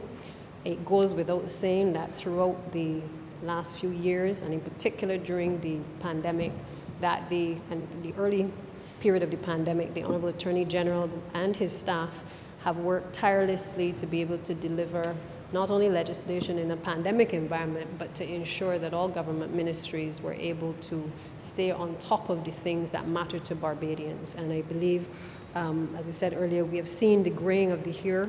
We even saw at one point the extended beard also coming on the Honourable Attorney General, which I suspect was a sign of tiredness, but certainly remaining steadfast in his approach to the business of the day. And I can be open with the country. I mean, every week at Cabinet, we are required to examine the legislation in our various ministries. We have also rescheduled the way in which we approach the business of Parliament. The Honourable Attorney General is responsible for also ensuring that legislation is obviously coming at a speed that allows for government policy to be implemented in a timely manner. And for that, Mr. Speaker, it again reiterates the importance of having someone coming to work every single day to do specific tasks if we are to be able to crawl ourselves out of what we have been in for the last few years. The other honourable member who has been elevated to senior minister is the honourable member for St. James Central, who is responsible for the productive sectors. He's no stranger to certainly the Ministry of Tourism. He, as being the former minister, well aware of the other areas in terms of agriculture and business, and trying to ensure that obviously we're able to release and to ensure that the business of making sure that things in this country happen faster, that those are provided the necessary oversight by the Honourable Minister as we go forward as well. The Most Honourable Jerome Walcott, Senator Jerome Walcott, Senator the Most Honourable, Senator Dr. the Most Honourable Jerome Walcott,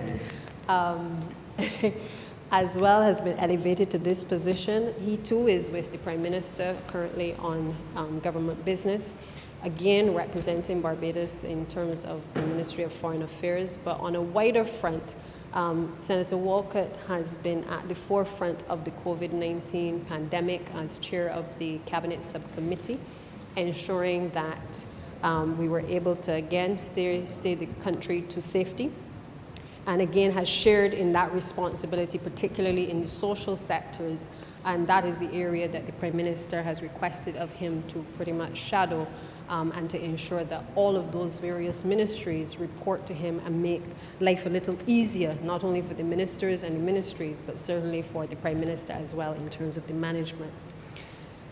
The toll has therefore, Mr. Deputy Speaker, not been an easy one, and even as people look on Barbados, I think it is clear that we've done exceptionally well in terms of being able to get to this point. But the truth is that we are not going to be able to get further if we do not have everybody coming to work on the same page, trying to make sure that there is growth. And I think at the forefront of everything that we've been trying to do and why we've had to reorganize the way in which the cabinet works, and certainly senior ministers are now to come to work to address the affairs of the country, is really because there is a recognition that we have to be more clinical in the approach to the affairs of government, and it is therefore not business as usual. So for those who believe that, or who believe that the cabinet was too large, the truth of the matter is that we have made compensation in one respect, but that we continue to justify that it was necessary at the time because of the magnitude of the work that had to be done. Now we have come again to government and basically revisited that initial position, but said simply that we need to have another cadre of another level of ministers, along with the Deputy Prime Minister, being in a position to be able to hold other ministries to account, to be able to share some of the work with the Honourable Prime Minister in being able to execute the mandate of this administration. Just to give some background, Mr. Deputy Speaker, as well, because I think it is important to know that the position of senior minister was previously held by Dame Billy Miller. Dame Billy would have been the Deputy Prime Minister at one point under the former Barbados Labour Party administration. She would have held the post from 1994 until 2003. And then she was appointed senior minister in 2003 when the current Prime Minister would have taken up the position. I believe it was then felt by the Honourable leader at the time, O.N.C. O'More Arthur, that it was necessary to ensure that she was not affected in terms of that salary structure which she had become accustomed to, and therefore arrangements were made to maintain her not only at the level of DPM but also at the level of senior minister. And so what is reflected in the resolution today, therefore, speaks to the fact that since that period of time when Dame Billy would have held the position of senior minister, there had been no further appointments to this particular post. What we therefore seek to do today is to recognize and to acknowledge the announcement made by the Honourable Prime Minister, but further to assure the country that with these particular changes, it is our intention to be able to drill down to where the bottlenecks are within government and to work collectively and assiduously to ensure that we are able to carry out the mandate of this current administration. Already, Mr. Deputy Speaker, I think it is important to note here that we are not senior ministers in any way or Deputy Prime Minister in name only.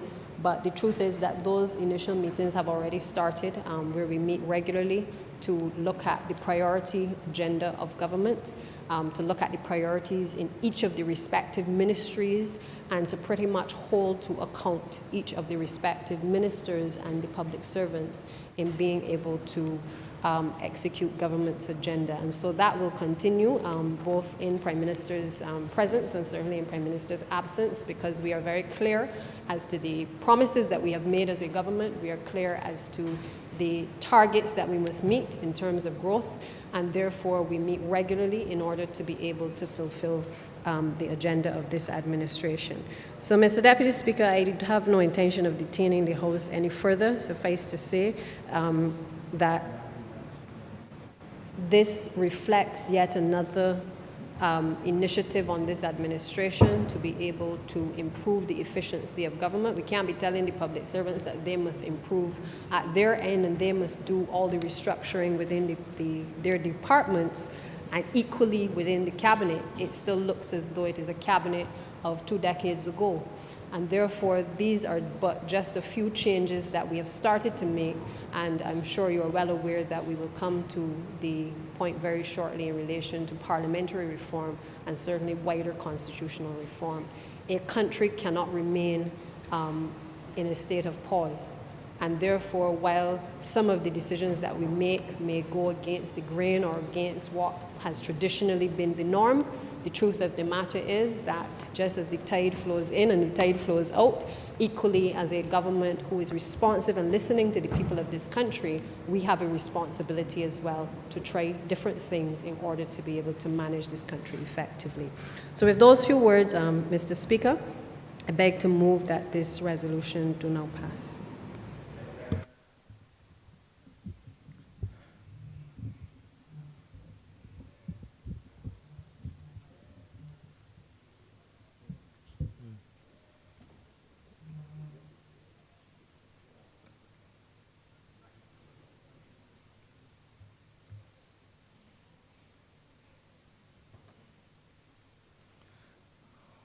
Honourable Member for St. Michael South Central. Thank you, Mr. Deputy Speaker. I wanted to lend my voice to this resolution because I think that the matter of the governance of the country is very important, and to the extent that there are changes to the structure of governance, that it bears discussion in this honourable place. Now, I do believe that there is a need for coordination across the various sectors in which the government works. I don't know if the 4 ministers who have been chosen would consider themselves elevated, as the word that we heard in the presentation, because it means for them quite a bit more work. But I think that we do need, in our service to the people of the country, we need to look at the issue of coordination of how that work is done. I agree with the member for St. Michael Southeast who presented this resolution that there is a lot of heavy lifting. And I think that this is not the occasion to get into a discussion of the value of the work that ministers do. I don't think that this country will ever reach consensus on that question. But I think that it is a time to look beyond the individual roles and to look at whether the systems exist for this coordination to happen.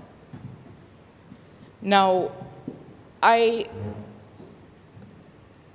do not want to seem unsupportive of the measure, but I always am wary of the habit of throwing people at problems. I think that we have to get past the notion that if there's something to fix, you identify a person and you have that person be assigned to fix it. Now, that might be a necessary condition, but most of the time is not a sufficient condition. So yes, we have senior ministers with coordinating functions, but what does that coordination look like? The real function of coordination really must happen in a meaningful way at the level of the ministry, at the level of the departments, at the level of the same systems that we spoke of earlier today when the member for St. James Central introduced the supplementary on the electronic single window. Now, some months ago, the government engaged in something called a commitment for results project or pilot or exploration. And one of the things which I thought was a very worthwhile exercise, and I hope it continues, I saw the Honourable Prime Minister make reference to it the other day and give the assurance that it will continue and that it will come to fruition. But during that exercise of having this results-based approach to what we do, this commitment for results approach to what we do, one of the things that as we sat with officers and went through the exercise to settle this commitment for results approach, one of the things that was made clear in that exercise was that one of the chief reasons for failure in governments across the world, in large corporations across the world, has to do not necessarily with the people, but with the systems, and whether there are real systems that exist to allow the things that we want done to be done, whether people are measuring results, whether people are measuring performance. Because certainly the number of reports written or the number of cabinet papers written is not a result. Are we really measuring the impact on people's lives? And it's not easy to measure that. But again, I find myself having to caution us all that simply having an individual, a role, a function that is called senior minister might be a necessary condition, but it certainly is not sufficient.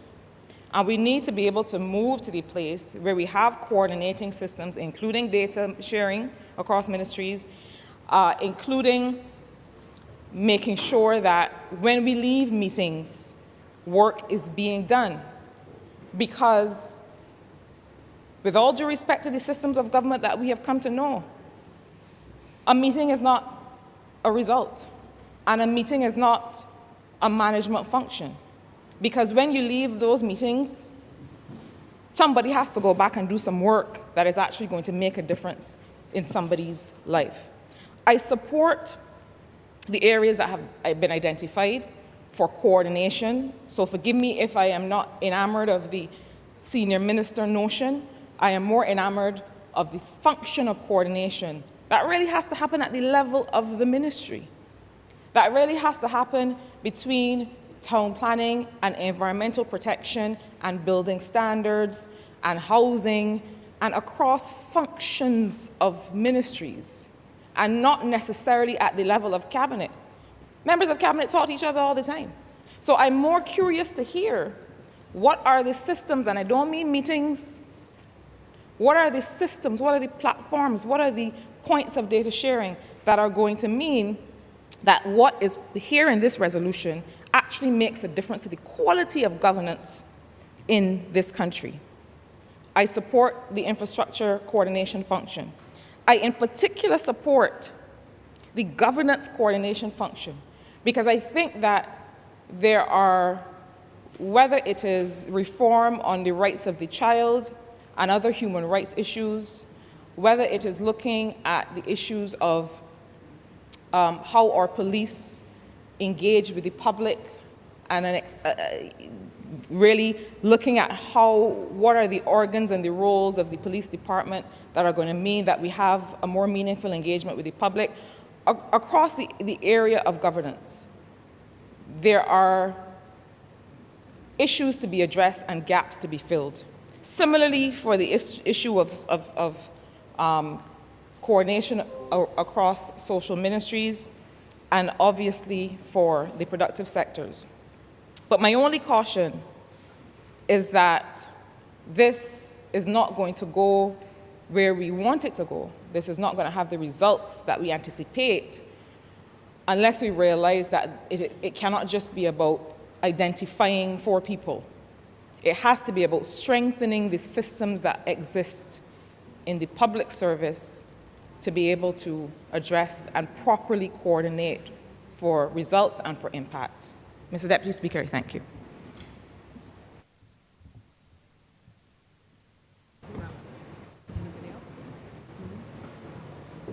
Honourable Leader of Government Business. Thank you, Mr. Deputy Speaker. I want to thank the Honourable Member for St. Michael's South Central for her contribution. I believe having held the role of responsibility for not only business facilitation, but also responsibility over town and country planning, and certainly leading certainly many delegations in relation to the economic team, bringing us through what I believe was some of our darkest hours. She, better than anybody else, knows the difficulties that we have in being able to not only have meetings, but have meetings where there is follow through. So I think the point is well taken. I do believe, though, that it is a little bit too early to diagnose this problem and say that perhaps the ministers may not be able to wrestle the issues to the ground. And that's why I set out the structure in terms of how we are meeting, how we are discussing the issues, reporting back to the Prime Minister, trying to look at the bottlenecks and trying to make the changes that are necessary. In many cases, I think the issue for us is, as usual, the issue of the reforms that are necessary, trying to make sure that things happen faster.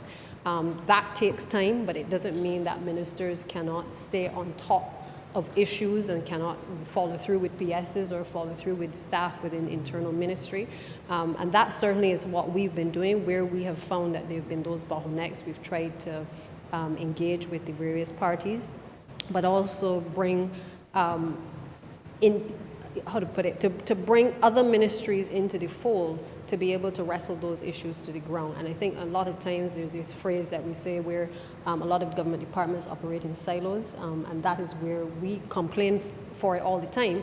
But the truth is that now we have responsibility for being able to tackle that frontally to be able to make those changes.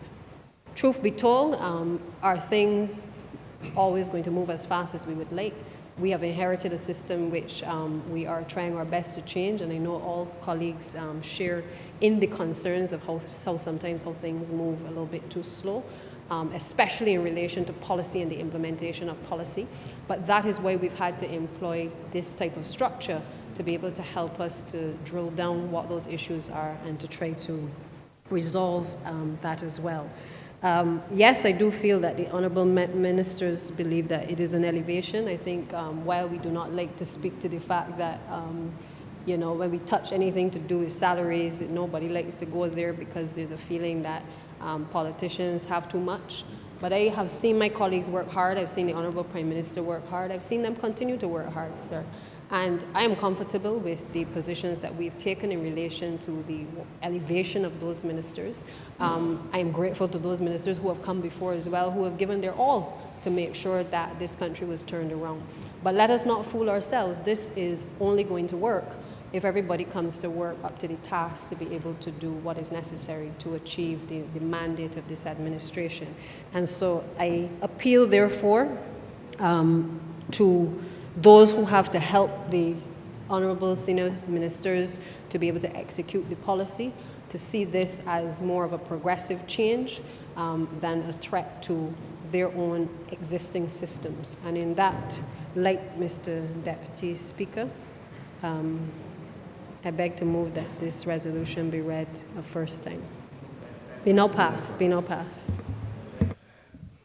question is that this resolution be no pass. All those honourable members in favor, please say aye. All against, please say nay. I think the ayes have it. This resolution now stands passed. With that, Mr. Deputy Speaker, we've come to the end of today's sitting. I therefore beg to move this adjournment of the House until Tuesday, the 29th of March at 10 a.m. Beg to second that, sir. The question is that this House be adjourned until the 29th of March at 10 a.m. All those members in favor, please say aye. All against, please say nay. I think the ayes have it. This House now stands adjourned until the 29th of March at 10 a.m. sharp. Thank you.